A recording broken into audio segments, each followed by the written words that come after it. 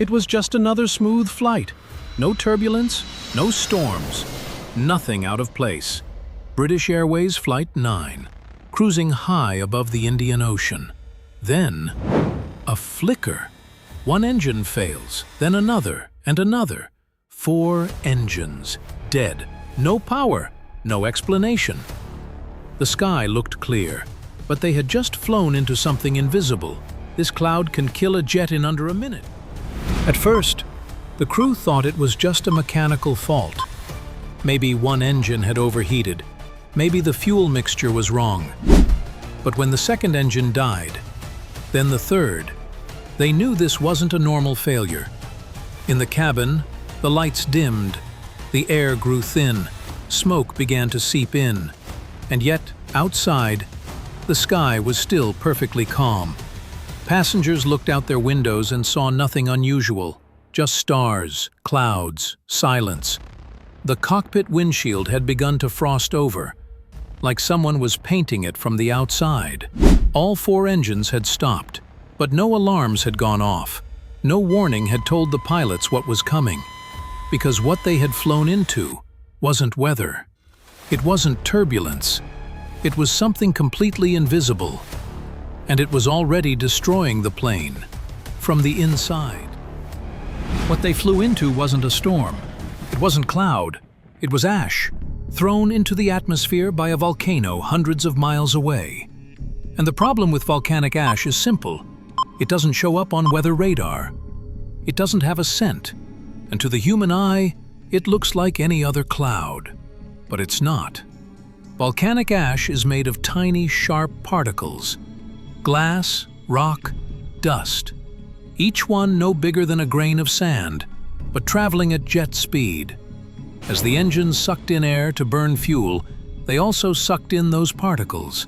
And inside the engine, where temperatures can exceed 1,000 degrees Celsius, the ash didn't just burn, it melted, turned to glass, and fused itself onto the turbine blades. Suddenly the engine couldn't breathe. No airflow, no combustion, no thrust, not one engine. All 4, dead, because of dust that no one could see. Flight 9 wasn't the only one, and it wasn't the last. In 1989, another Boeing 747, this time with KLM, was flying over Alaska. Mount Redoubt had erupted. But the ash had drifted hundreds of kilometers from the volcano. The sky looked clear, but within seconds all 4 engines failed. The plane dropped 13,000 feet before the crew could restart them, barely enough altitude to recover. It's happened to cargo planes, private jets, military aircraft. Volcanic ash doesn't care how modern the plane is, how experienced the pilot is, or how much warning you think you'll have. Because by the time you realize what you're flying through, it's already in the engines, already melting, already taking you down. A jet engine isn't just a fan, it's a machine designed to survive extremes. Air enters the front at hundreds of kilometers per hour. First, it passes through a series of spinning blades, compressors, which squeeze the air tighter and tighter. That compressed air is then mixed with fuel and ignited in the combustion chamber. The explosion pushes hot gases backward through another set of blades called turbines, which spin from the force and drive the entire engine. It's a cycle of air compression, fire, and thrust, all happening dozens of times per second. Temperatures inside can reach over 1,200 degrees Celsius. Blades spin at 10,000 revolutions per minute. Every part is designed to balance on the edge of heat, pressure, and speed. But if anything disrupts that balance, even something as small as dust, the entire system can collapse in seconds. Today, we know more about volcanic ash than ever before, and we've built systems to track it. Satellites monitor eruptions from space. Air traffic controllers receive real-time warnings, and flight paths are adjusted when danger is detected. There are 9 global volcanic ash advisory centers. They cover every corner of the planet. Pilots are trained to recognize the signs, the static on the radio, the faint smell of sulfur, the sudden glow of engine flames. And if they do encounter ash, they're taught one thing above all else: get out, immediately. Because there is no shield, no filter, no switch that can protect a jet engine from ash. The only defense is distance. There are more than 1,500 active volcanoes on Earth. Many of them sit directly beneath major international air routes. Most don't give any warning before they erupt, and some clouds can travel hundreds, even thousands of kilometers before anyone detects them. Modern planes still rely on radar that can't see ash. Pilots still depend on satellite alerts and ground control, and sometimes those alerts come too late. Even with everything we've learned, even with all the systems in place, the sky still holds blind spots.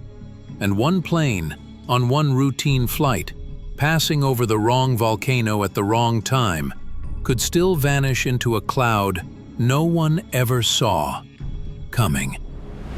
In 2010, a volcano erupted in Iceland. Most people had never even heard of it. It wasn't especially violent. It didn't destroy towns or take lives. But it shut down Europe. The ash cloud from Eyjafjallajökull spread across the continent in just a few days. Airports closed, skies emptied. More than 100,000 flights were cancelled. Millions of passengers stranded. Airlines lost billions, and all of it because of dust in the sky. Now imagine something bigger, 10 times bigger, a supervolcano, like Yellowstone.